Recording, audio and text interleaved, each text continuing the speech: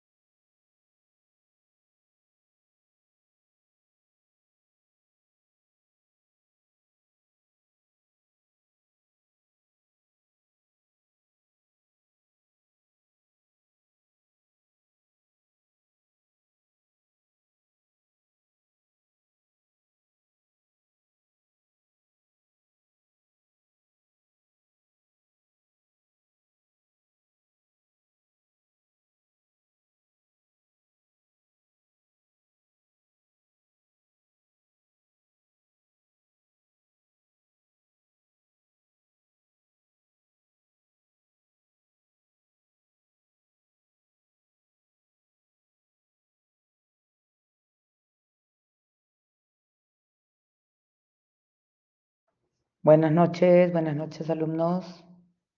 ¿Qué tal? Buenas noches. Como les decía a sus compañeros hace un ratito, vamos primero a ver el último tema que es arbitraje y luego los voy a poner en grupos para que me puedan mostrar los avances y sobre todo si tienen algunas dudas del trabajo final. ¿Ok? El orden para entrar a los grupos me lo va a pasar Marco. ¿Listo? Ok. Bueno, voy a empezar.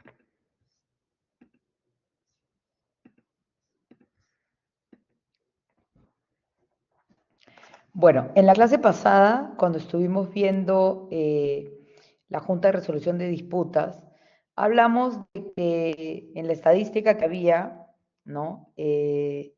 Las juntas de resolución de disputas habían tenido 98%, digamos, de validación de las resoluciones que habían emitido, ¿no? 2% se habían ido, digamos, a arbitraje y de las cuales solamente el 1% habían modificado, digamos, el dictamen que había dado la Junta de Resolución de Disputas. ¿Y por qué era, digamos, eh, una buena forma de ir resolviendo las disputas la Junta de Resolución de Disputas? A ver, ¿por qué? Porque explicamos que era una forma, digamos, bastante viable.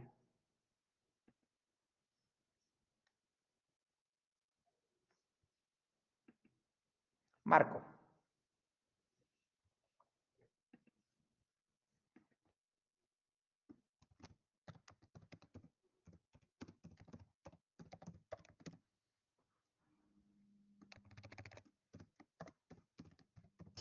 Ah, ¿se me escucha?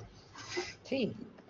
La primera era respecto al arbitraje, tenía un mayor costo que la Junta de Resolución, porque la Junta se iba pagando mes a mes mediante honorarios, que lo pagaba mitad la entidad, mitad el contratista. También era porque, a diferencia del arbitraje que se tenía que armar un caso, ¿no? Desde el inicio, la Junta estaba desde el comienzo de la obra, ¿no? Desde el comienzo de la firma de contrato, por lo cual tiene conocimiento de todos los sucesos que van pasando, ¿no? Durante la ejecución de la obra. Correcto, correcto. Al estar implementada desde la firma del contrato. Es más, desde las bases habíamos dicho que se considera como que se va a aplicar o que se va a implementar, ¿no es cierto? Entonces, ya las partes tienen conocimiento, saben que van a hacer ese pago, 50% cada uno, como dice bien, muy bien Marco, y entonces el tema aquí es que todo es mucho más dinámico, porque aquel que no está de acuerdo con alguno de los temas que se van a generar durante la ejecución del proyecto, activa la junta, ¿no? Pone digamos, en conocimiento de la Junta la discrepancia que existe, ¿no? Y obviamente se somete, dependiendo del tipo de Junta que se haya implementado, se somete a la decisión de la Junta. Entonces, sí es bien importante, ¿no? Porque dinamiza. Y hoy, como habíamos visto, ya es parte de la normativa, ¿no? Que proyectos de más de 22 millones o a partir de 22 millones se implementen. Inclusive proyectos que ya estaban ejecutándose, se puede tomar la decisión de implementar la Junta, aun cuando en las bases del concurso no hayan sido mencionadas, ¿no? Entonces, porque es una buena forma, si tenemos pues 98% de credibilidad, ¿no? Imagínense lo que se puede lograr en el tema de evitar el arbitraje, ¿no? Y no es porque el arbitraje sea malo, sino porque es oneroso y aparte, como les decía, como bien decía Marco de la explicación que di la semana pasada, un poco muy superficial, que de hecho hay que construir un caso, ¿no? Hay que buscar las pruebas, la evidencia, ¿no? Obviamente, a ver, ahorita voy a explicar cómo es que se construye el arbitraje, pero en definitiva lo que uno quiere para que un proyecto tenga viabilidad y pueda, digamos, concluirse de la mejor manera es que uno pueda ir solucionando en el camino los problemas que se vayan generando, los conflictos. Y yo creo que y es una muy buena forma, ¿no? Dejar la mediación, ¿no? a una junta que está involucrada en el proyecto desde el inicio, ¿no? Conocen al detalle el expediente técnico y de manera permanente, ¿no? Van a hacer, les van a enviar la información del desenvolvimiento que tiene el proyecto. Entonces, eso da, digamos, una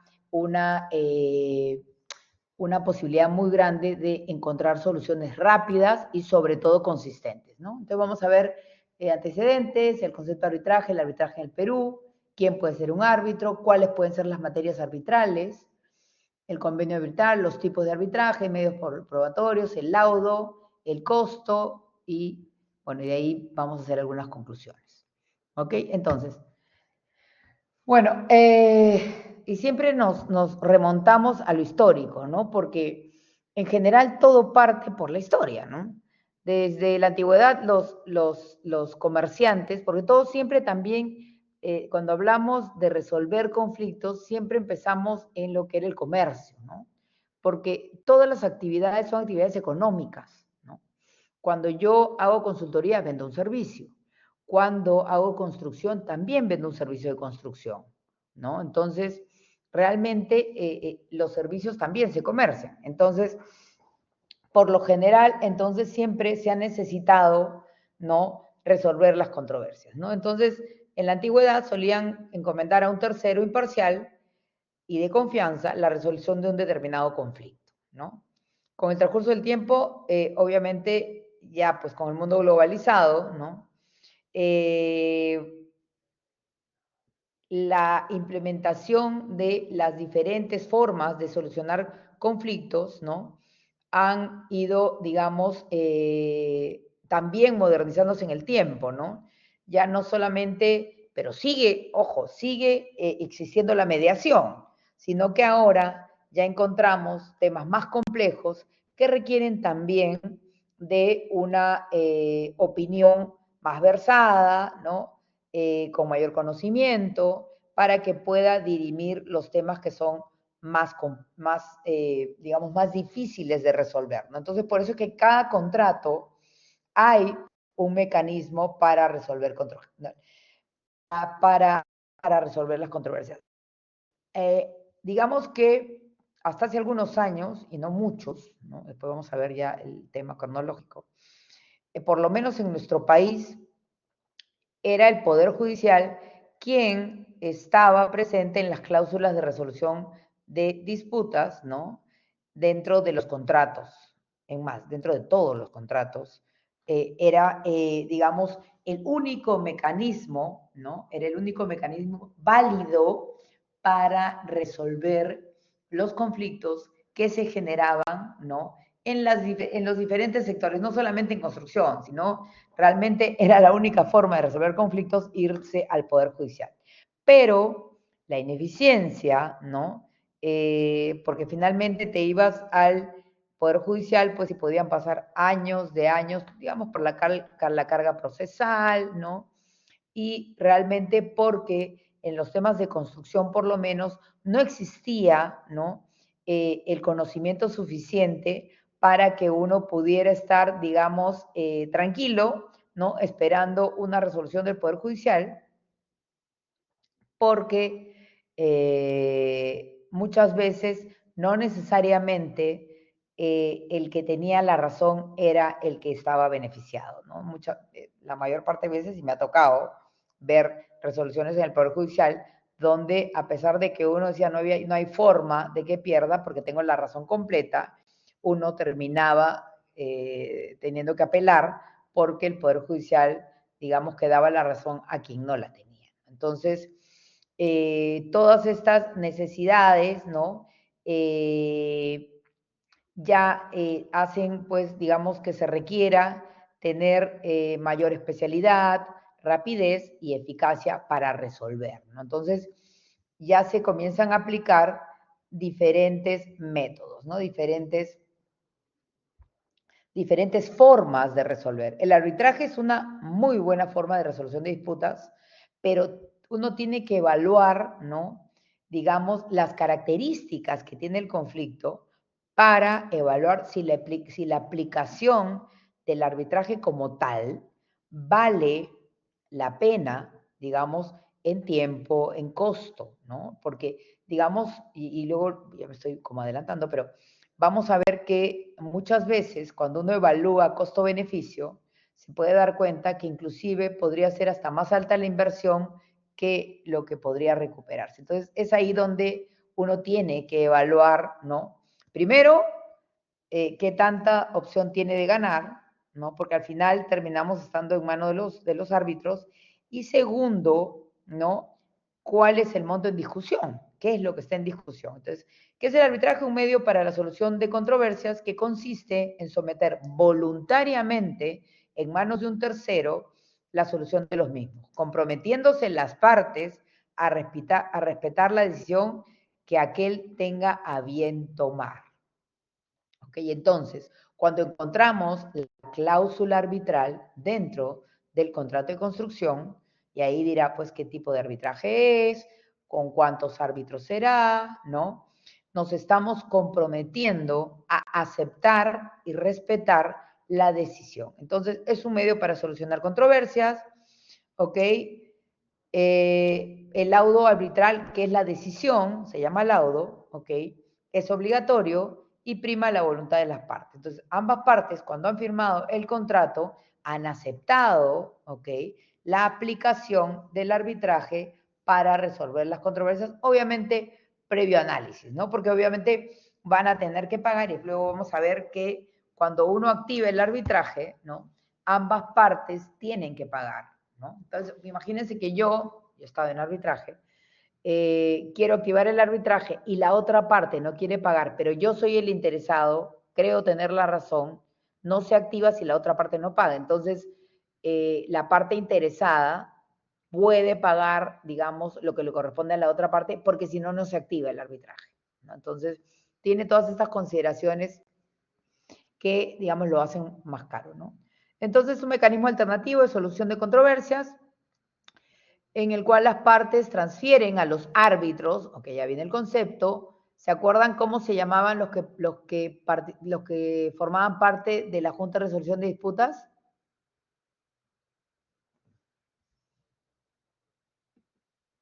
A ver, ¿cómo se llamaban?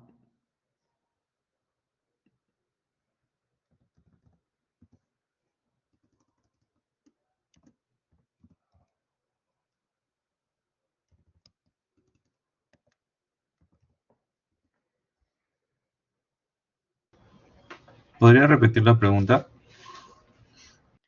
¿Cómo se llaman los miembros de la Junta de Resolución de Disputas? Así como para resolver en el arbitraje se llaman árbitros, ¿cómo se llamaban los que participaban en la Junta de Resolución de Disputas, los que resolvían? ¿Adjudicadores? Adjudicadores, correcto. Solo tengo un alumno en la clase, ¿no, Marco? Veo 32 nombres, pero solamente uno habla. Bueno, no te olvides de pasarme el cuadro de participación, por favor, donde seguro solo estará tu nombre. Ok, entonces, las características es que es, no es que tiene toda la norma, es que levanta la mano y participa, porque lo que he preguntado lo he explicado en la clase pasada. Entonces, todos deberían saber la respuesta porque fue la clase pasada. Lo repetí 40 veces. Ok, características es heterocompositivo. ¿Por qué? Debido a que un tercero, diferente a las partes, se encarga de dirimir el conflicto. Por eso es heterocompositivo, ¿no? Más personas, ¿no? Están encargadas y es alguien distinto a las partes involucradas. Es oneroso, ya que se debe pagar los honorarios y los gastos del tribunal. Es excepcional, ya que las partes han decidido, mediante la cláusula arbitral, han renunciado a la justicia ordinaria, o sea, al Poder Judicial, para que la controversia sea solucionada por los árbitros. Es temporal, ya que el tribunal cesa en funciones cuando se expide el laudo. Entonces, miren, son 4 características muy sencillas, ¿no? Heterocompositivo, oneroso, excepcional y temporal. O sea, no es que este conjunto de árbitros, ¿no? Se va a quedar permanentemente, sino simplemente se compone para este arbitraje en particular y cesa sus funciones cuando se expide el laudo arbitral. ¿Ok? ¿Hasta aquí está claro?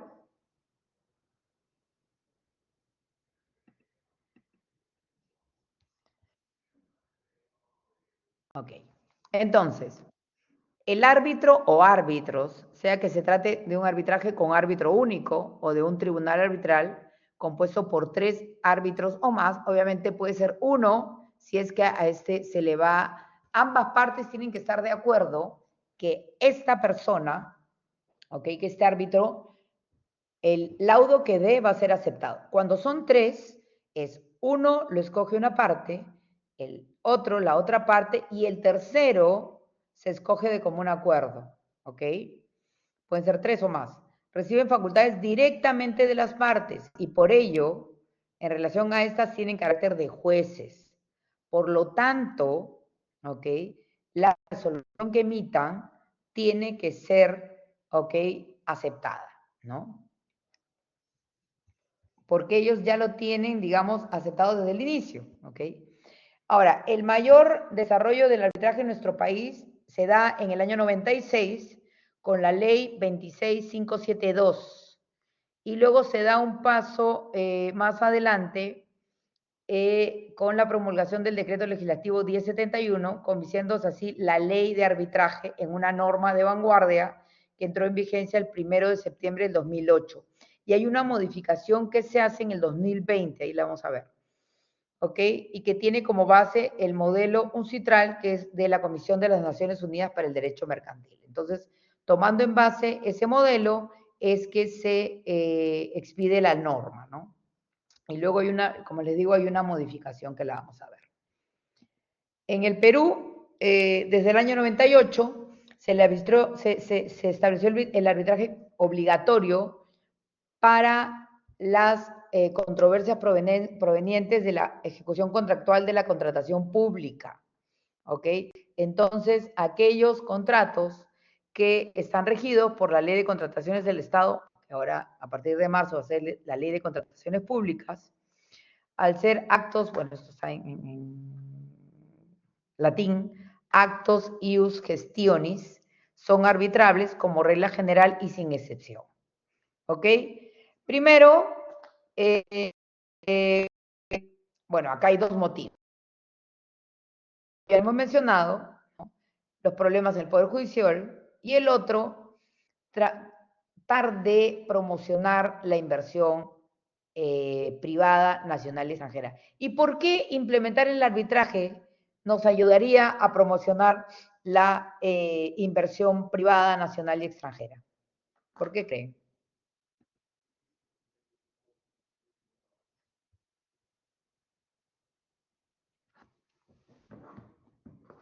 A ver, ¿por qué?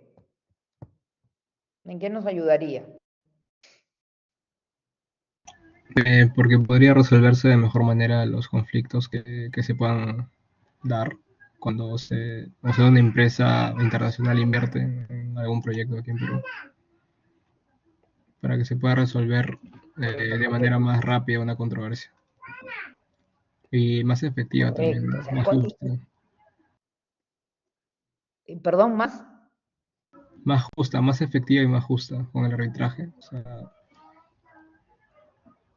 Claro, o sea, si las empresas privadas, nacionales, extranjeras, tienen conocimiento, ¿no?, de que nuestra norma, nuestra ley de contrataciones públicas está, digamos, de manera obligatoria, considerando la cláusula de arbitraje, eso, digamos, que da también seguridad jurídica, ¿no? Porque imagínense, viene una empresa, no sé, pues americana, rusa, no sé, china, y ve pues que nuestros contratos públicos se van al Poder Judicial, ¿no? Y obviamente es conocido en el mundo entero que los poderes judiciales, pues en Latinoamérica, digamos que no son la mejor, no son la mejor referencia, ¿no? Y no digo porque necesariamente sean malos jueces, ¿no? Sino porque la carga procesal es muy grande, ¿no? El Poder Judicial tiene muchísima carga, entonces es complicado, ¿no?, que estos conflictos se puedan resolver pues de manera rápida, ¿no? Entonces, ya esto nos ayuda. Entonces, problemas en el Poder Judicial y otro que nos va a ayudar, ¿no? Digamos, son los 2 temas principales que nos van a ayudar a que, confiando en que tenemos una, digamos, una cláusula arbitral dentro de los contratos públicos. Estos nos permitan resolver de manera, yo diría, más coherente, ¿no? Más rápida los conflictos que se generen. Entonces, arbitraje en el Perú, asignación equitativa de la responsabilidad, por ejemplo, por desviaciones del cronograma. Dice, bueno, aquí con temas de cronograma, digamos que se puede activar, ¿no? Una vez iniciados los trabajos de ejecución de los contratos, aparece el siguiente proceso con el que se podría generar conflictos, ¿no? O sea, los conflictos por lo general en los contratos, y eso lo hemos visto, se generan básicamente, ¿por qué?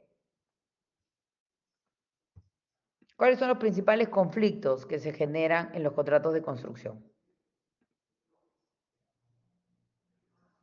Los adicionales. Adicionales, ¿qué más? Ampliaciones de plazo. Ampliaciones de plazo, Cambios en el alcance. cambios en el alcance, ¿qué más? Problemas de calidad, ¿no? Hay muchos proyectos que tienen problemas de calidad y eso, digamos, que van asociados a una muy mala supervisión. Entonces, órdenes de cambio no resueltas, controversias que no logran converger. O sea, las controversias se van a generar durante la ejecución del proyecto. Pero aquellos que no se logran resolver son los que al final, ¿no? Se van a convertir en arbitrajes, ¿no? También, bueno, la resolución de conflictos es el conjunto de conocimientos y habilidades para comprender e intervenir en la resolución pacífica de controversias no resueltas, ¿no? Atrasos, costos, pérdidas de productividad. La pérdida de productividad creo que lo vimos la clase pasada que yo les decía cuando vimos Villa Medida, es que es lo más difícil de probar, ¿no? Porque hay que probar que ha habido, ¿cómo se llamaba el término? ¿Se acuerdan? Que nos hace que perdamos productividad, ese evento, ¿no? Que puede hacer que perdamos productividad. ¿Se acuerdan? Los eventos, ¿se acuerdan?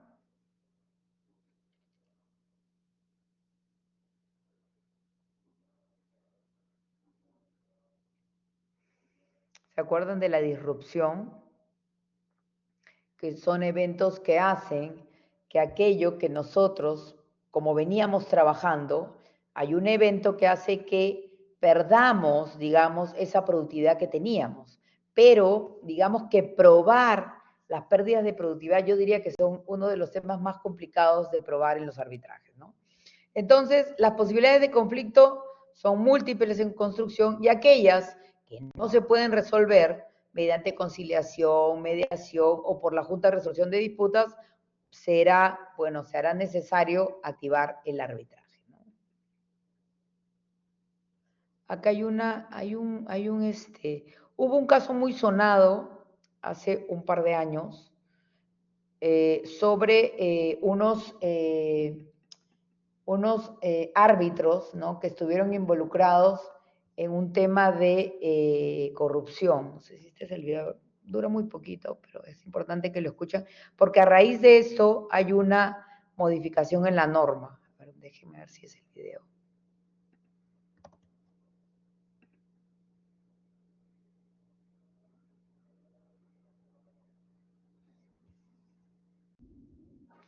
Voy a ponerle solamente un pedazo, que es la parte importante. Y que sale a partir de Odebrecht. Y ahorita ha vuelto a renacer el tema de Odebrecht, con que están ahorita enjuiciando a Vizcarra, enjuiciando a Humala, a Nadine y todos, y Obrainsa y todos no sé qué tantas empresas. Entonces quiero que escuchen esta parte porque hubieron arbitrajes en el tema de Odebrecht y se vio que había una red de corrupción, ¿no? Entonces quiero que escuchen esta primera parte donde un mecanismo que en teoría garantizaba, ¿no? Que no se pudieran, digamos, dar casos de corrupción, pues también se vio opacado por eso, ¿no? Entonces vamos a ver, quiero compartir un pedazo de este video.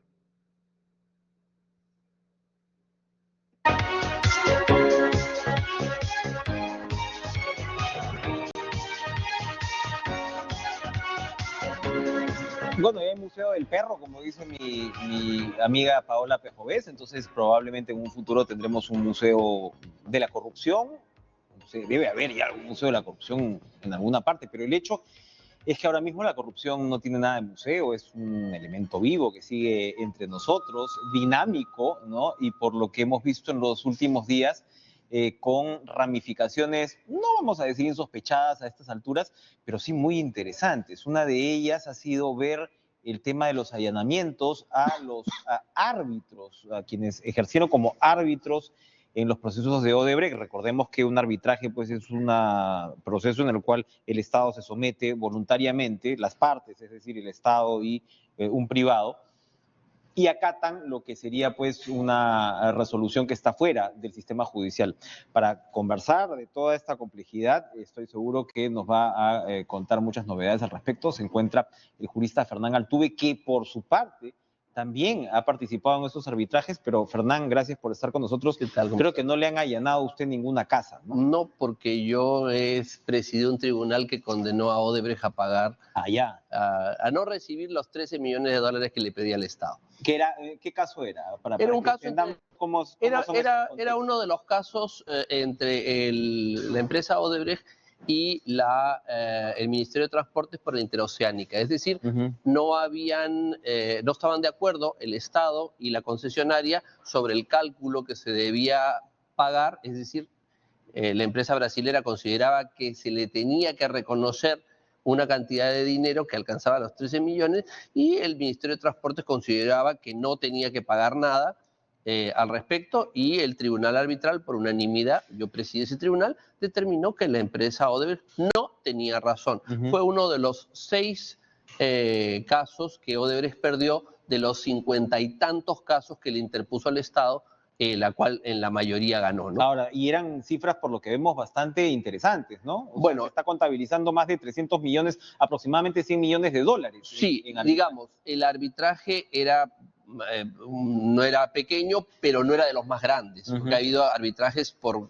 40 y 30 millones de dólares, los cuales esta empresa ganó, ¿no? Ese arbitraje usted no recibió ningún tipo de presión, no hubo, o sea, usted pudo ejercer su trabajo con total libertad. Absolutamente. Bueno, la verdad es que el que tiene razón se le da la razón, quien no tiene razón no se le da la razón. ¿Fue fácil, fue rápido el proceso? No fue rápido, demoró. Había un peritaje que se tenía que hacer, que era bastante complejo para determinar algunas cosas. Al final, de marchas y contramarchas, se determinó el resultado y los árbitros coincidimos por unanimidad en que no había razón en contra del Estado y por lo tanto no se le dio la razón a la empresa. ¿El señor Horacio Canepa estaba en ese tribunal? Exactamente, él estaba en ese tribunal. Y entonces, ¿cómo explicar? Bueno, usted presidió, entonces no había forma en este caso pues de meter mano ahí, pero de repente Canepa veía estos casos como,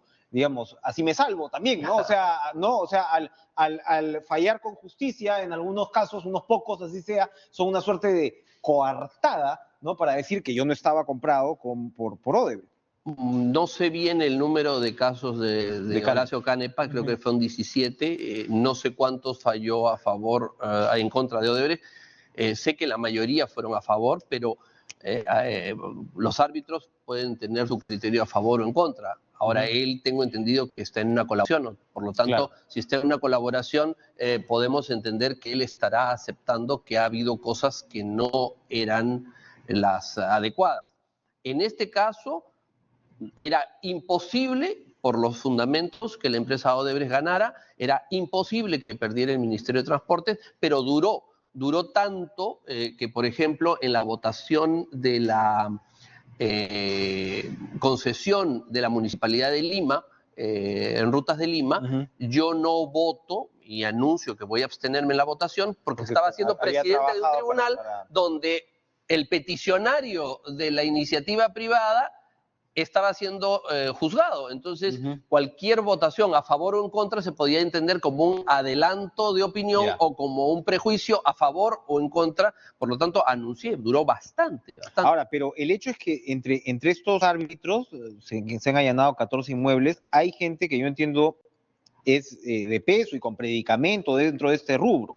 Había un señor que es Fernando Kuhnmüller, Sí. un nombre bastante... Es un ¿no? abogado ¿no? importante en el área. Y ya ha estado ligado a la Cámara de Comercio mucho tiempo, por lo que he podido ver. Ha sido secretario general de la Cámara de Comercio durante muchos años. Es una persona que su carrera la ha enfocado en esta especialidad. Ujú. En este momento, si no me equivoco, es presidente de un tribunal arbitral donde yo también me encuentro. Ahora, él se va a tener, me imagino, que abstener de sus... O sea, ¿cómo es eso? ¿Qué empresa o cómo el Estado va a confiar en un árbitro con estas características ahora si se están allanando sus propiedades? Se supone, por lo que ella ha dicho, como usted dice, Canepa, ¿no? O sea, Bueno, confiere. a ver, lo que diga un colaborador eficaz tiene que ser corroborado con evidencia. O sea, Ujú. el dicho solo, Ujú.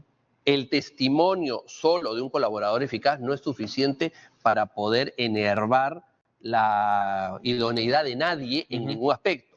El punto es si conjuntamente con su dicho se presenta evidencia, Ujú. que esa la tiene que evaluar el juez y el fiscal para determinar si hay responsabilidad, porque si fuera por dichos, aquí cualquiera que se presenta bajo el título de colaborador o de facilitador, pues entonces echa a todo el mundo y le echa lodo.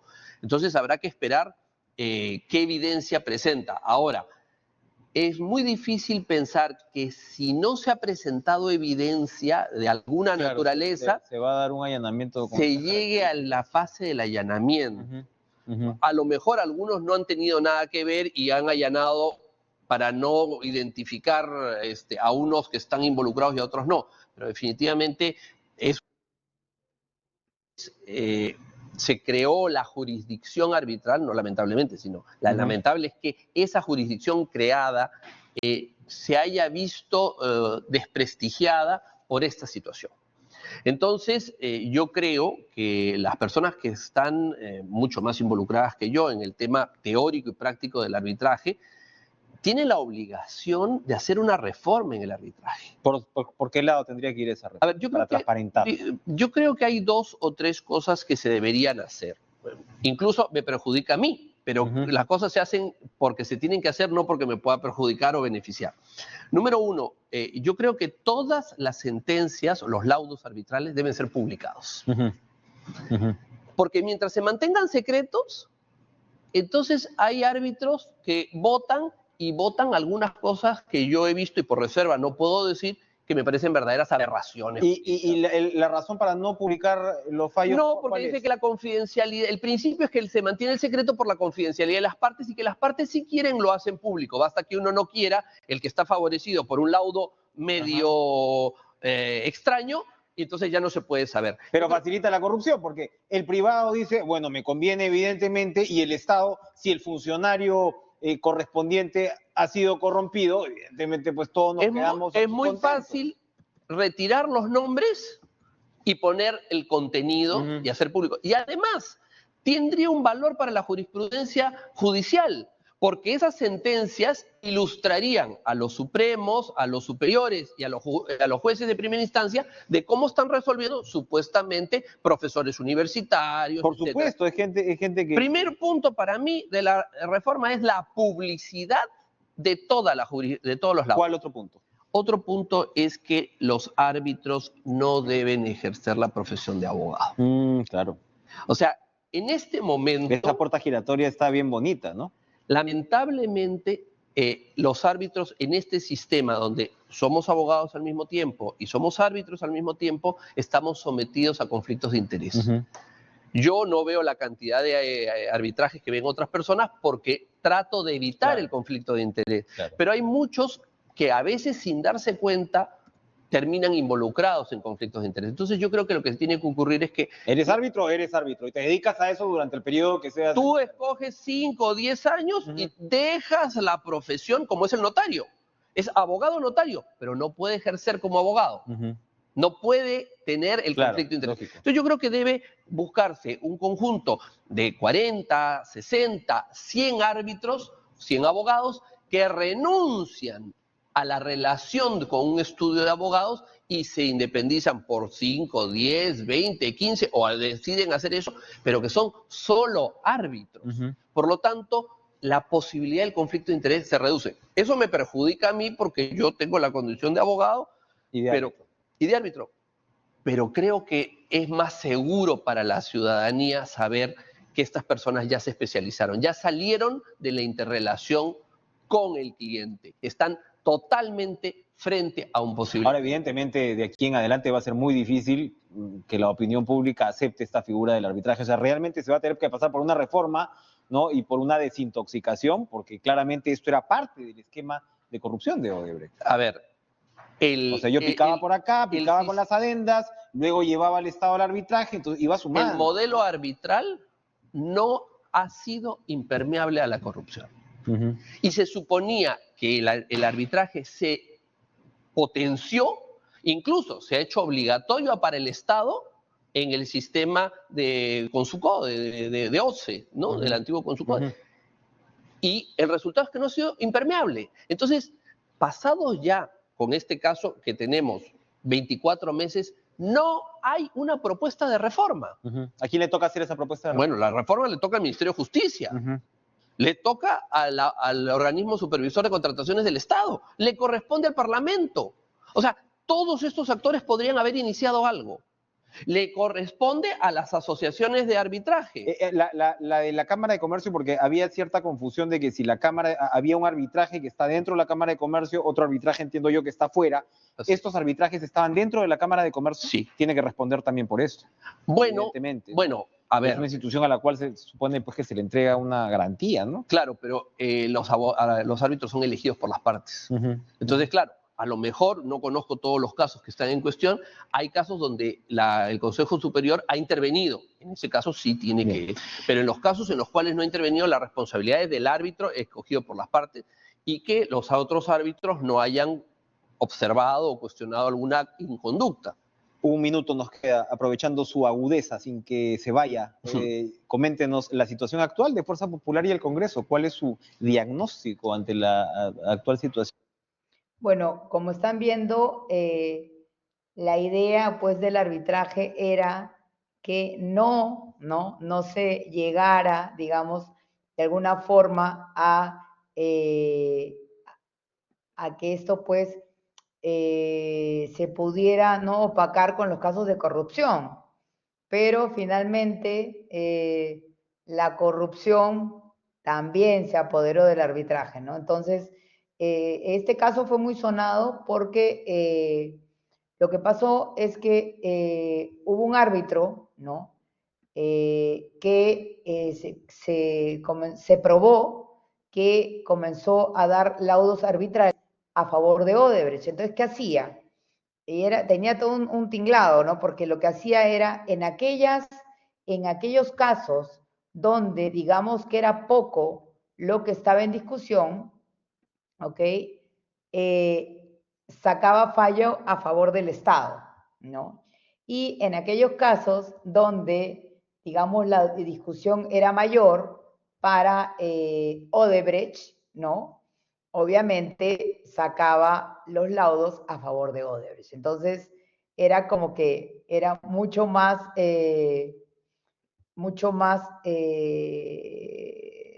difícil, digamos, de alguna forma, encontrar por dónde estaba, ¿no? Por dónde estaba la corrupción.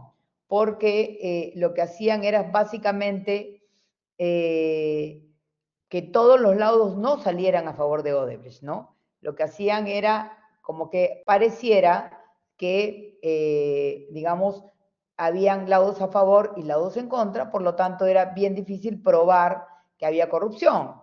Pero hay unas denuncias, ¿no? Y se comienza a probar que estos laudos, ¿no? No tenían, pues, no necesariamente eran coherentes, ¿no? Y ahí, bueno, ya se prueba que había un personaje que era Horacio Canepa, ¿no? Un abogado que se somete, que para mí es muy malo eso de la colaboración eficaz, porque finalmente los que están involucrados, ¿no? Terminan siendo, digamos, colaboran y se ven pues beneficiados, ¿no? Con el hecho de colaborar, ¿no? Porque finalmente Horacio Canepa era el que había sacado los laudos arbitrales a favor, ¿no? A favor de Odebrecht, y al volverse colaborador eficaz no fue preso, no tuvo prisión, y sin embargo hubieron 14 árbitros, ¿no? Que tuvieron prisión preventiva, ¿no? Que estuvieron, no me acuerdo cuánto tiempo, pero sí estuvieron presos. Entonces, imagínense pues lo que pasó, ¿no? Entonces, de hecho, esto fue un caso muy sonado, ¿no? Entonces, hizo que algunas de las normas, ahora vamos a ver, se modificaran, ¿no? Se modificaran para dar un poco más de transparencia. Ahora, de hecho, la figura ya de por sí debía ser transparente, pero bueno, siempre pasa algo, ¿no? Ok, entonces es un mecanismo alternativo, es obligatorio, tiene rango constitucional, es heterocompositivo, ¿no? Ya está en la ley y es voluntario en su origen, ¿no? Tiene el ABC es un árbitro, el B es litigio y C es el laudo, ¿no? Bueno, ya esto un poco lo he explicado, la necesidad se dio básicamente por la ineficacia, ineficiencia y yo diría exceso de carga del Poder Judicial, por lo tanto, no, como hay, digamos, sobre todo en construcción, hay altas posibilidades de que se generen conflictos, porque básicamente, como siempre les digo, en los proyectos de construcción existen demasiados involucrados, eso hace pues que este mecanismo sea muy útil, ¿no? Entonces, establece el artículo 20 de la ley de arbitraje, que es el decreto legislativo 1071, establece que puede ser un árbitro personas naturales que esté en pleno ejercicio de sus derechos civiles, es decir, que no tenga ninguna sentencia condenatoria, ¿ok? No tenga incompatibilidades para actuar como árbitro, por ejemplo, funcionarios públicos, servidores públicos, que no haya recibido condena penal firme por delito doloso, y pueden tener cualquier nacionalidad salvo acuerdo en contrario, ¿no? Puede ser inclusive alguien que esté trabajando fuera, si es que dentro del contrato no dice lo contrario, ¿no? Incompatibilidad, tiene incompatibilidad para actuar como árbitros los funcionarios y servidores públicos, bueno, y los árbitros serán nombrados por las partes, por una institución arbitral o por cualquier tercero a quien las partes hayan conferido el encargo. Por lo general es la Cámara de Comercio de Lima, también hay en la Universidad Católica, también hay, bueno, los que más se utilizan son realmente los de las cámaras de comercio de Lima, ¿no?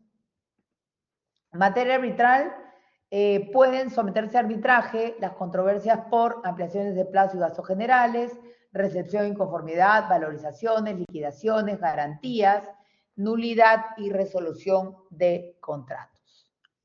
¿Ok? La cláusula, ¿ok?, arbitral va dentro, como les digo, dentro del convenio o contrato, desde las bases, cuando es una contratación pública, desde las bases, ¿no? Inclusive yo cuando hago contratos privados, por ejemplo, con contratistas, cuando voy a, digamos, entregar el total de la construcción, coloco una cláusula arbitral, ¿no? Para que un árbitro dirime en caso se llegue a algún conflicto que no pueda ser solucionado durante el desarrollo del proyecto, ¿no?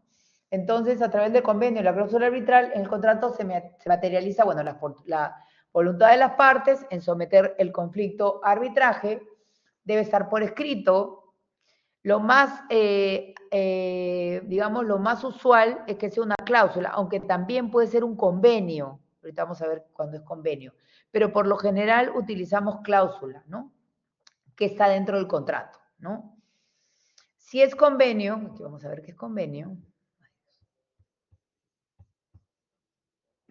El convenio arbitral se hace un acuerdo, ¿no?, fuera del contrato, ¿no?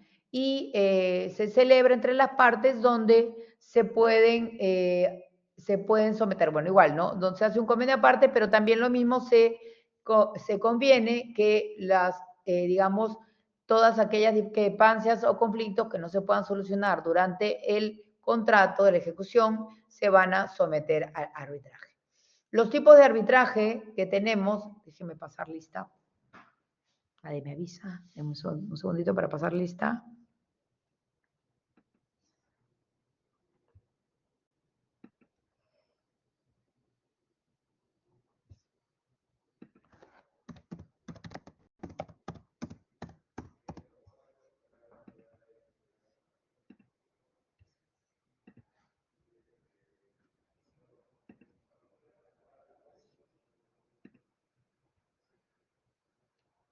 Acevedo, Presente, profesora.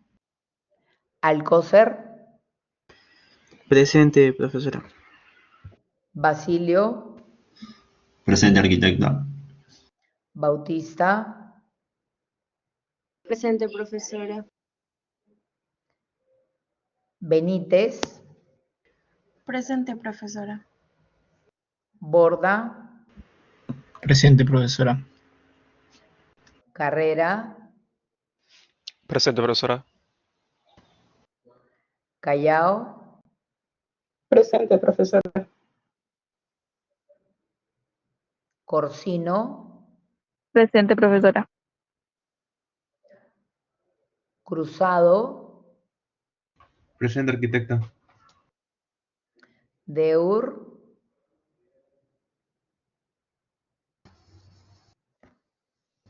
García, Presente, profesora. Gómez, Presente, profesora. Guillermo, Guillermo, presente, profesora. Gutiérrez, Presente, arquitecta. Inga,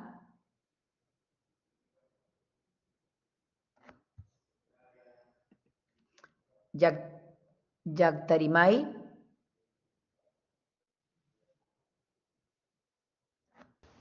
Presente. López, Presente. Manchego, Presente. Marcos,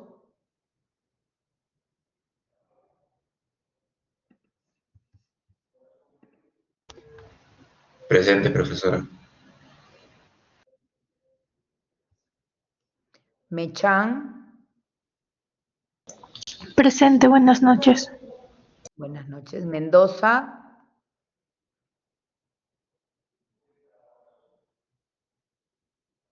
Muñoz,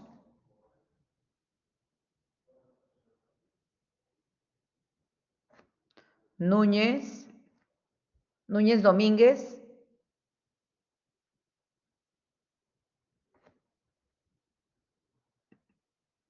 Ortiz,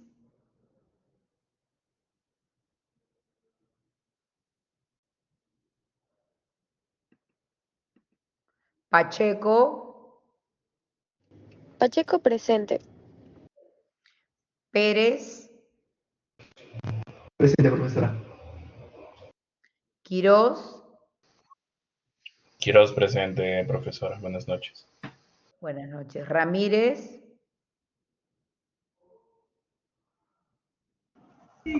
Presente, profesora. Buenas noches. Rengifo, Presente, profesora. Buenas noches. buenas noches, Rocano,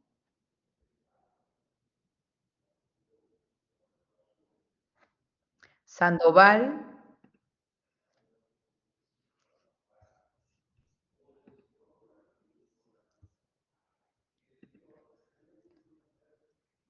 Silva, Presente, profesor. Son, Buenas noches. Silva. buenas noches, Sonco, Presente. Tello, Presente, arquitecta. Valdivia,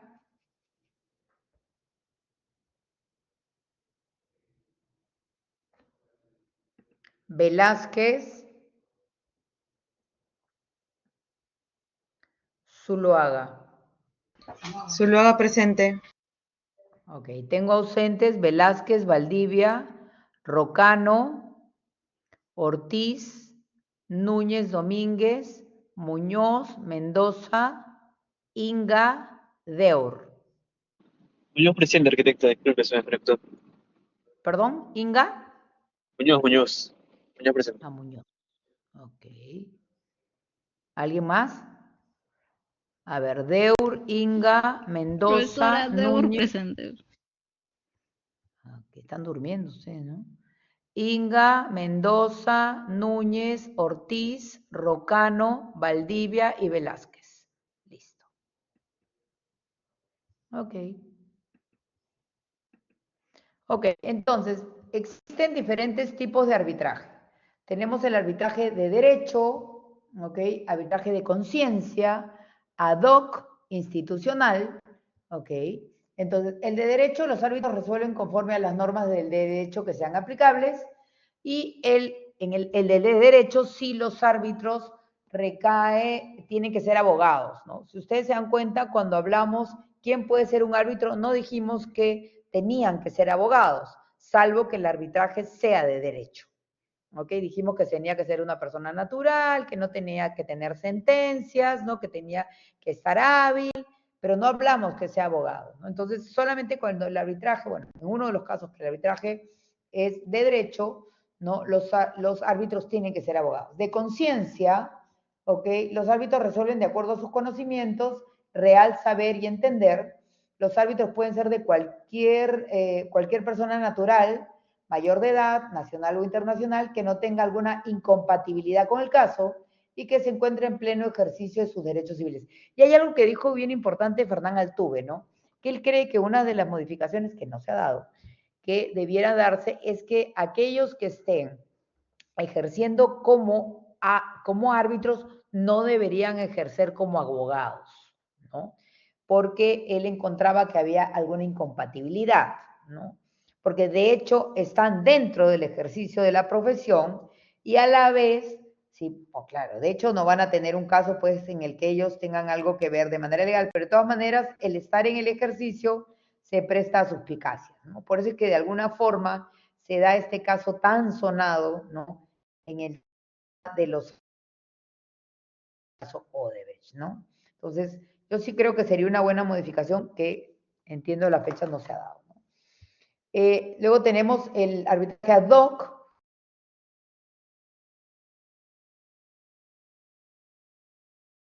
Los arbitrajes ad hoc son conducidos por los miembros elegidos del tribunal. Un árbitro designa a un tercero para que sea secretario arbitral en el caso. Bueno, ahora, de hecho, uno tiene que buscar el que sea pues lo más imparcial posible, pero ¿cómo podrías tú verificar esa imparcialidad, no? Dificultades al resolver recusaciones. Una recusación es cuando tú pones, digamos, a uno de los miembros y encuentras, ¿no?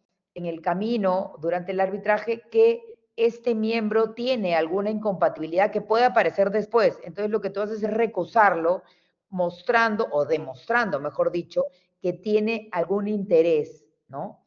Inclusive a los jueces también se les puede recusar, ¿no?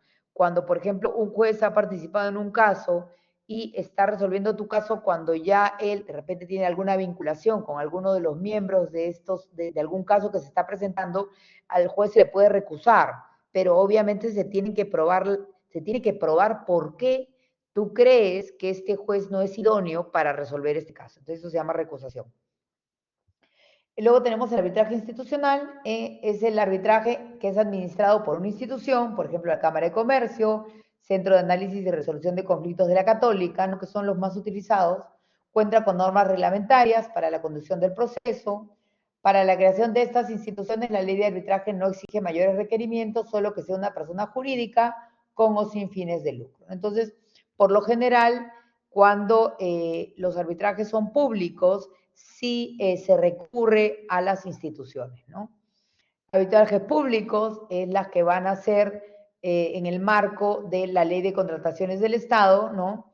Y es la que corresponde para todas aquellas instituciones que forman parte del gobierno, ¿no es cierto?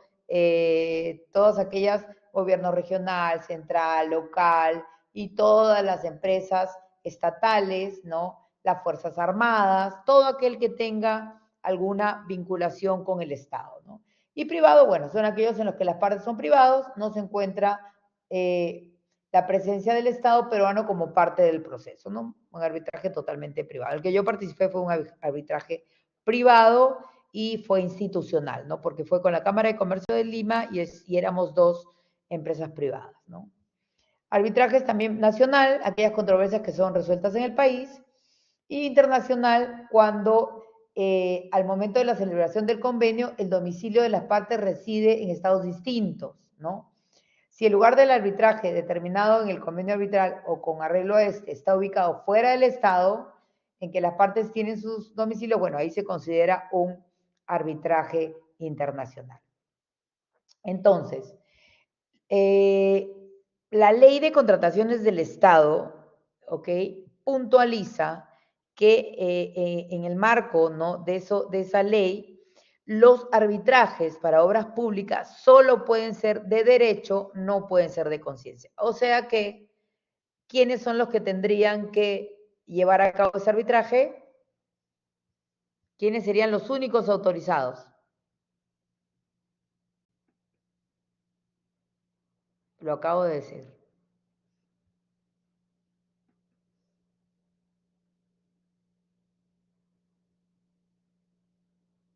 Si solo pueden ser arbitrajes de derecho, ¿quiénes son los únicos que pueden llevar los arbitrajes del Estado?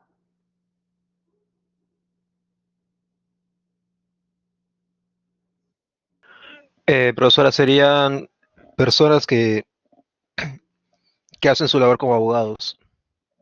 Correcto, solo abogados. Porque en los otros tipos de arbitraje hemos hablado que tiene que ser persona natural, que no tenga conflicto de intereses, que no tenga ninguna sentencia, ¿no? Entonces, en este caso te dice, y solamente puede ser de derecho, por lo tanto, tienen que llevarlo a cabo los abogados, ¿ok?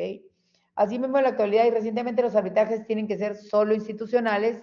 El ad hoc solo es usado de manera extraordinaria para proyectos cuyo monto es menor a 5 millones, ¿ok?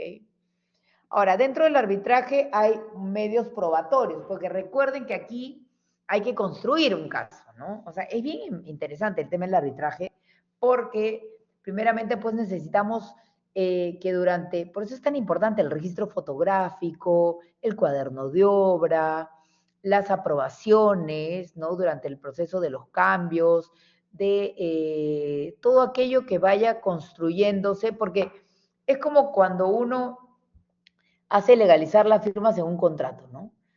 Realmente no es necesario una minuta hasta que se eleve a registros públicos legalizar las firmas.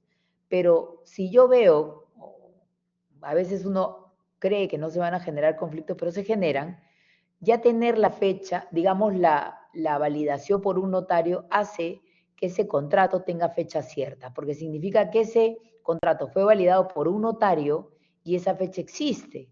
¿Ok? Porque yo puedo hacer una minuta de compraventa mañana y ponerle la fecha del 2015 si quiero, ¿no? Pero si no tiene, no me sirve, digamos, como instrumento probatorio si yo quiero llevar a cabo un caso. Porque el juez va a decir, ¿y el contrato cómo sé yo que no lo has hecho ayer? Entonces, por eso es que, digamos, cuando uno va a ejecutar un proyecto, como digamos que hay muy pocos proyectos, y no sé si habrá alguno, que no llega a tener algún tipo de conflicto, algunos menores, algunos mayores, siempre hay que tener pues toda la documentación en regla, ¿no? Entonces, los medios probatorios, bueno, las pruebas son un medio de confirmación, averiguación y corroboración de falsedad o verdad sobre hechos formulados en un arbitraje, ¿no es cierto? Es una investigación, ¿no? Sino que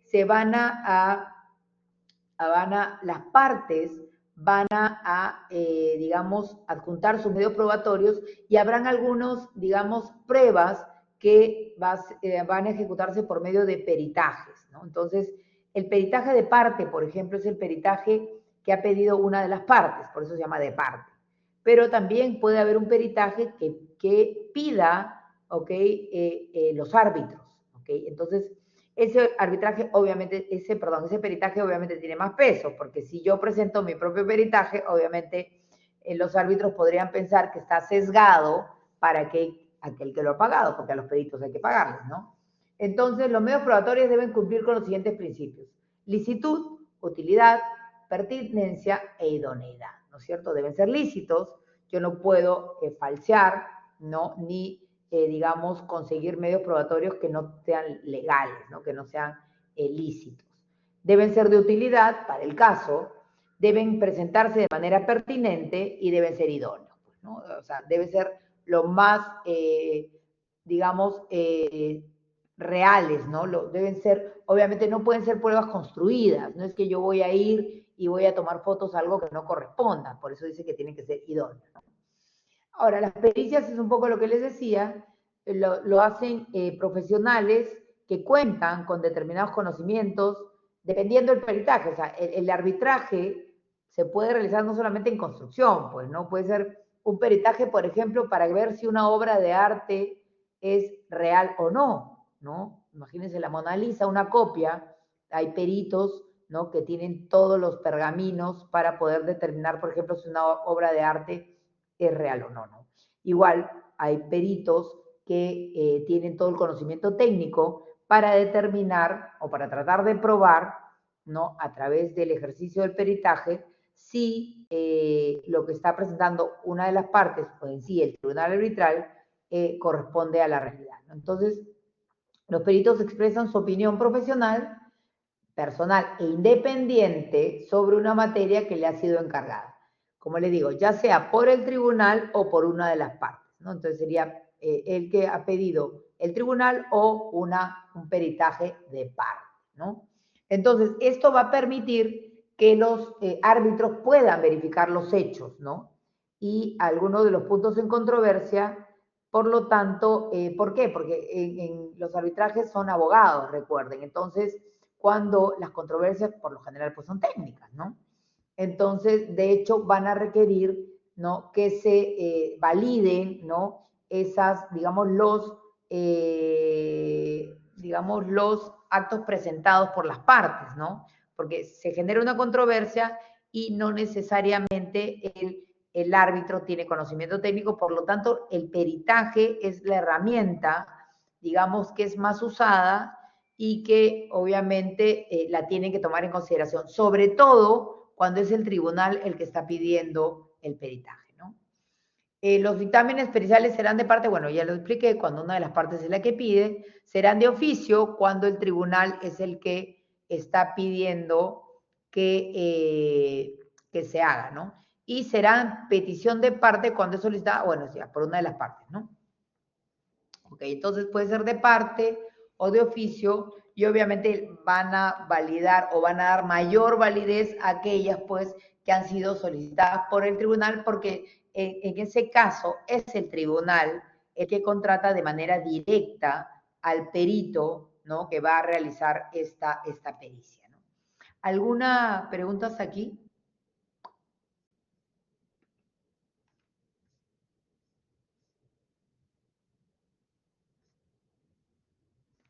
¿Preguntas?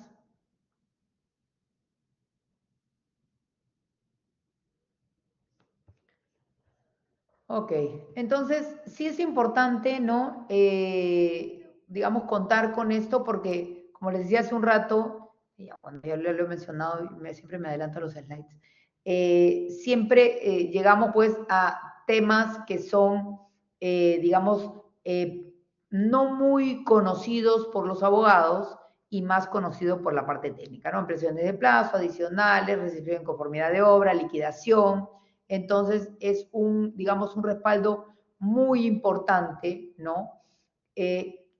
La pericia, ¿no? Acá hay algunos otros medios probatorios, declaraciones de testigos, testimoniales por escrito, por un testigo del hecho, bueno, las pericias, documentos escritos, comunicaciones, fotografías, programas, el cuaderno de obra, algún medio electrónico, audio o visual, ¿no? Exhibición, la solicitud de una de las partes para que su contraparte presente un documento en específico relevante para el caso.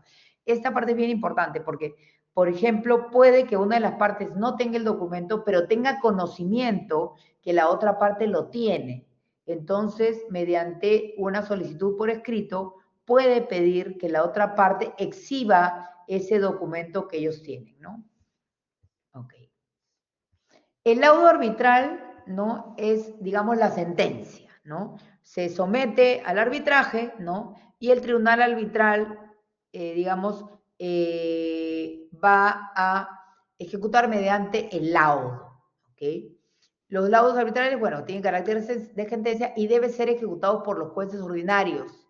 ¿Por qué? Porque si bien es cierto, el laudo lo emite el tribunal arbitral, ellos no tienen, no son jueces, ¿no? Por lo tanto, el que lo debe ejecutar son los jueces, ¿no es cierto?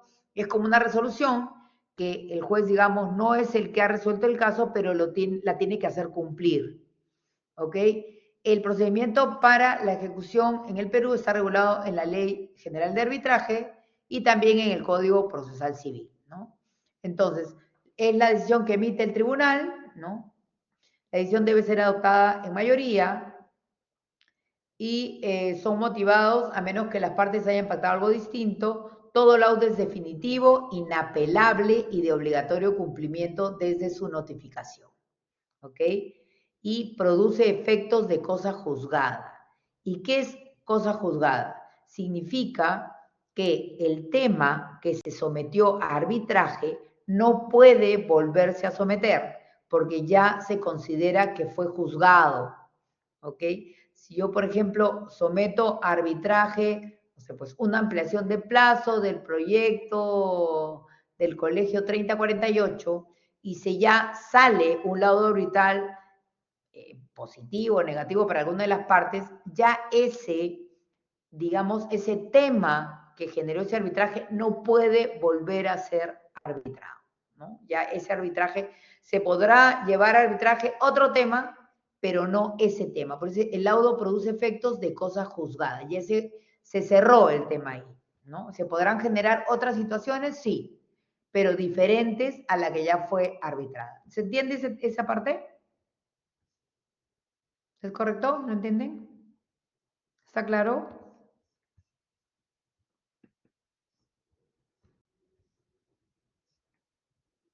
¿Está claro? Sí, Miss. Sí, bien. Bueno, el arbitraje tiene bases en la Constitución, los decretos legislativos, tratados internacionales y, como les dije hace un rato, la Convención de las Naciones Unidas que da el modelo original, ¿ok? Bueno, ¿cómo se plantea el arbitraje bajo esta ley? Hay el acuerdo, ¿no? El artículo 1 y 5, proceso de arbitraje comienza con la existencia de un acuerdo de arbitraje, se nombran a los árbitros, ¿no? Hay que ver, ¿no? Obviamente tienen que tener características de independencia e imparcialidad, ¿ok? Hay que ver cuál es la competencia que tiene el tribunal arbitral, ¿no? Y dependiendo qué tipo de tribunal va a ser, ¿ok? Aquí el proceso arbitral en la ley aborda los aspectos de procedimiento. Luego, en los artículos, bueno, aquí está por artículos, ¿no? De la ley de arbitraje del 1 al 58, ¿no? ¿Qué es lo que va a definir cada uno de estos artículos? El acuerdo, el nombramiento, la independencia, la competencia, el proceso en sí, el laudo y la anulación, ¿no? La ley también aborda la posibilidad de anulación del laudo en circunstancias específicas, ¿no?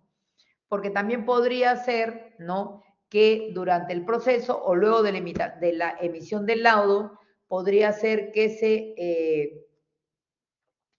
se conozca algún hecho que invalide, por ejemplo, a alguno de los árbitros y que eso se sustente. Entonces, ahí se puede, digamos, anular, ¿no?, el laudo, ¿no? Pero sí, obviamente, hay un sustento real, ¿no?, con medios probatorios y todo eso. Pero si no, como les digo, el laudo es inapelable y tiene características de cosa juzgada, ¿no? El Sistema Nacional de Arbitraje es un régimen institucional de arbitraje especializado para la solución de controversias en las contrataciones del Estado, ¿ok? Tiene su propio reglamento y está establecido por la OCE, ¿ok? administra y organiza procesos arbitrales institucionales que tengan como objeto el resolver las controversias que se presenten durante la ejecución de los contratos regidos por la Ley de Contrataciones del Estado. ¿Ok? Este también es un sistema nacional, ¿ok?,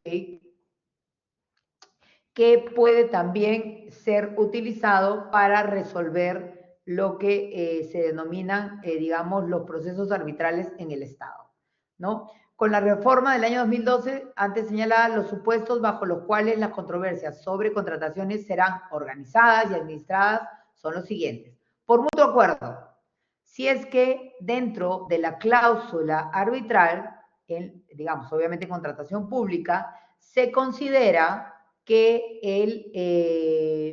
digamos que este arbitraje de este contrato se va a hacer a través del SNA, ¿no es cierto? De forma residual, cuando se presenta alguna de las siguientes circunstancias, cuando las partes no hayan incorporado en el contrato un convenio arbitral, por lo tanto no se haya definido cuál va a ser el tipo de arbitraje, ¿ok? Cuando las partes establezcan en el convenio que va a ser es institucional y no hagan referencia a una institución arbitral determinada, o sea, cuando básicamente lo consideren dentro de, digamos, dentro del contrato, cuando no se establezca qué tipo de arbitraje va a ser, se puede de común acuerdo decidir que sea a través de este sistema, ¿ok?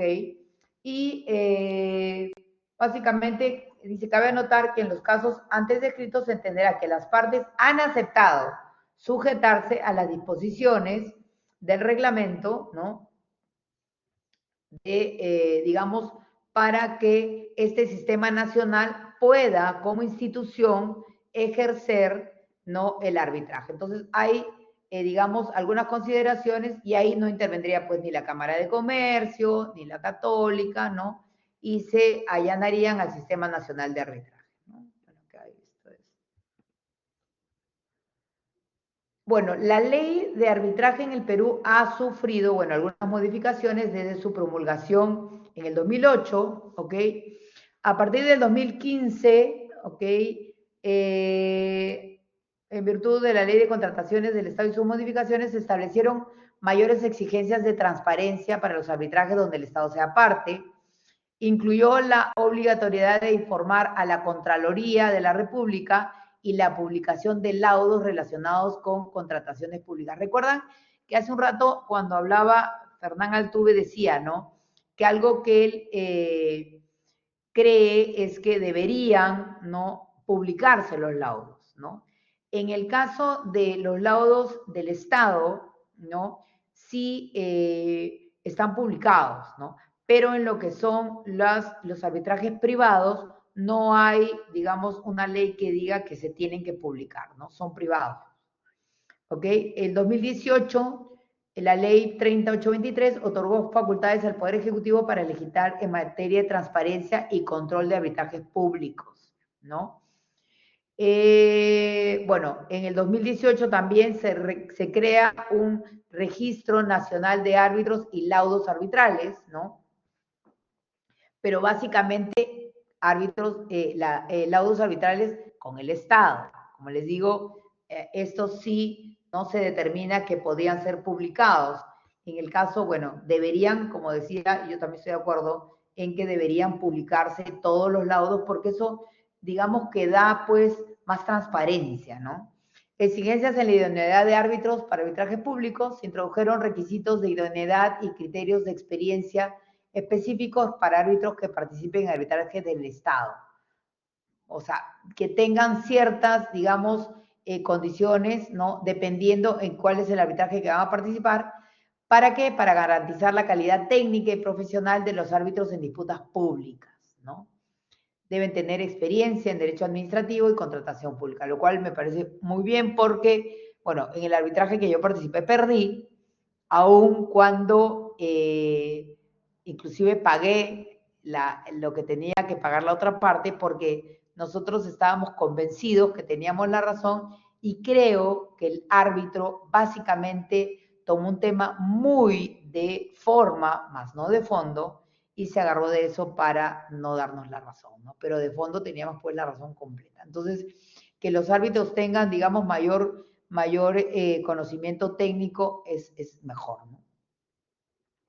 Bueno, también hubieron algunos cambios en restricciones en prórroga de plazos, modificaciones en el control y fiscalización por la Contraloría y el impulso al arbitraje electrónico, ¿no?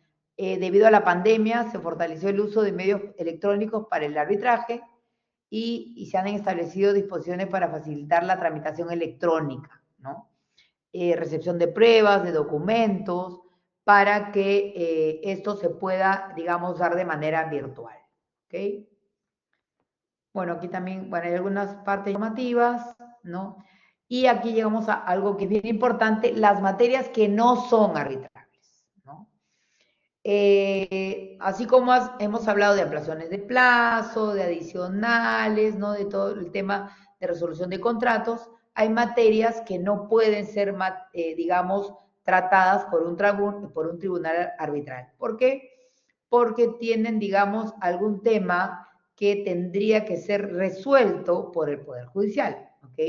Dice, las que versan sobre el estado o la capacidad civil de las personas, ni las relativas a bienes o derechos de los incapaces sin la previa autorización judicial, ¿ok? Casos sobre los que hay resolución judicial firme, los que interesan al orden público o que versan sobre delitos o faltas, ¿ok? Los directamente concernientes a atribuciones o funciones del Estado o de personas o entidades de derecho público. Entonces, temas que tengan que ver con, digamos, asuntos que, digamos, que tengan que ver con dolo, ¿no? Con la capacidad de las personas, que tengan resoluciones en firme, esos no podrán ser ya materias arbitrales. ¿Hasta aquí alguna pregunta? ¿Preguntas?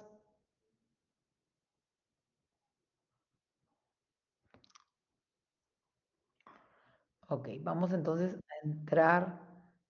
Bueno, espero que todo esté claro. Y que después no me digan nada cuando les tome el examen. Este es el momento de preguntar, pero si no preguntan, ya no es mi responsabilidad. A ver, quiero mostrarles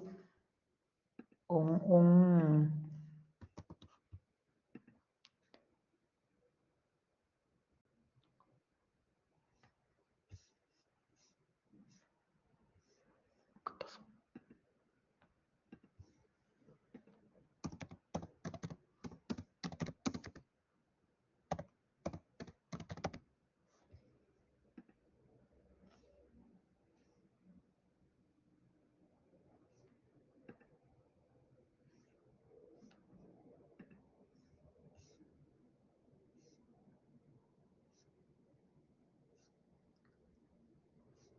A ver.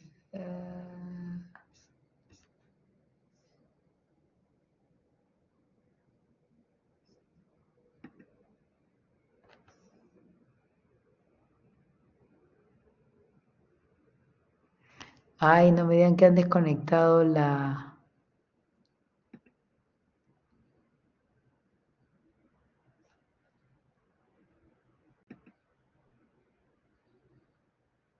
Ah, acá está. Acá está. A ver, voy a compartir para que vean.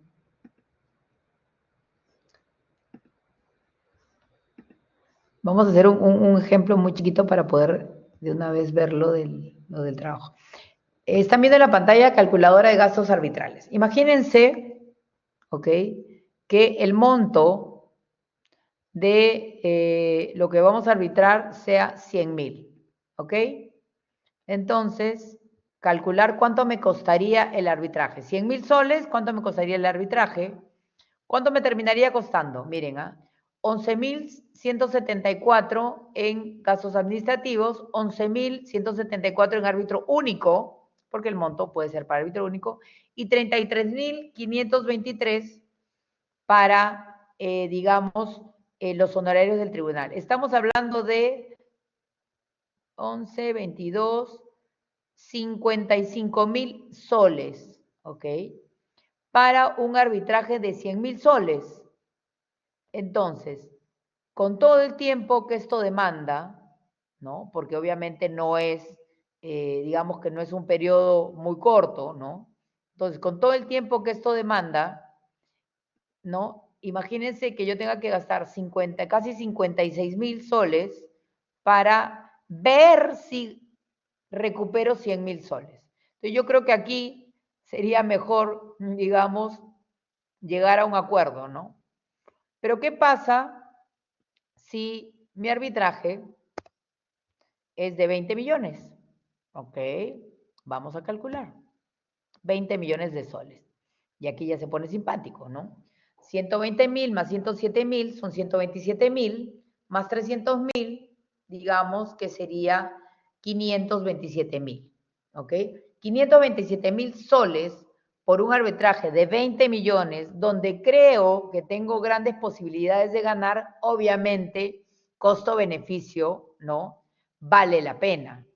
Pero si me voy a gastar 56,000, 57,000 para ver si recupero 100 en 1 o 2 años, porque tampoco es que el arbitraje dure 6 meses, ¿no? Dependiendo también digamos, la complejidad del tema que se esté arbitrando, entonces habría que evaluar costo-beneficio, ¿no? Era un poco lo que le quería mostrar, ¿no? Que hay que pagar pues, gastos administrativos al tribunal, bueno, dependiendo qué es lo que se va a hacer y cómo es que se va a desarrollar el arbitraje, ¿no? Era un poco para que vean la diferencia entre 100,000 soles y 20 millones, ¿no?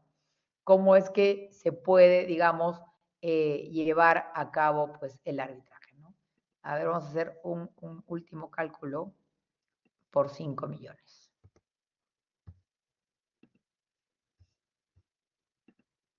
Para 5 millones, aquí también vale la pena, ¿no? 47 más 43, 90, 90 más 120, 210,000, ¿no?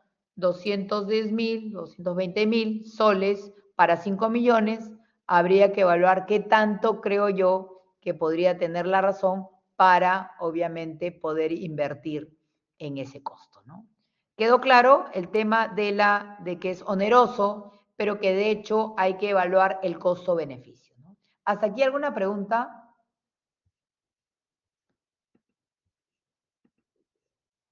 Todo claro, arquitecto. Ok, listo.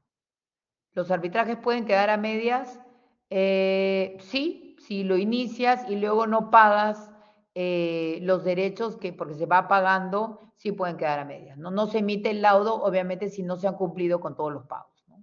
Y como les decía, si una de las partes paga y la otra parte no paga, tampoco se activa, ¿no? Entonces el interesado, que ha sido mi caso, pagué hasta lo de la otra parte y perdí. O sea, imagínense lo que estábamos tan seguros, ¿no? Porque teníamos, de hecho, todas las pruebas y todo, pero básicamente el laudo se amparó en un tema más de forma que de fondo, ¿no? Entonces perdimos el arbitraje y todavía pagué por la otra parte, pero bueno. Ok, entonces si no hay preguntas, los voy a poner en grupos, ¿sí? Pero no he visto nada que me diga cuál va a ser el orden de los grupos, por favor. Ahorita, se lo, ahorita se lo ¿Perdón? comparto. Ahorita se lo comparto a su WhatsApp. Ya, buenas. Ya, entonces los voy a poner en grupos y voy entrando.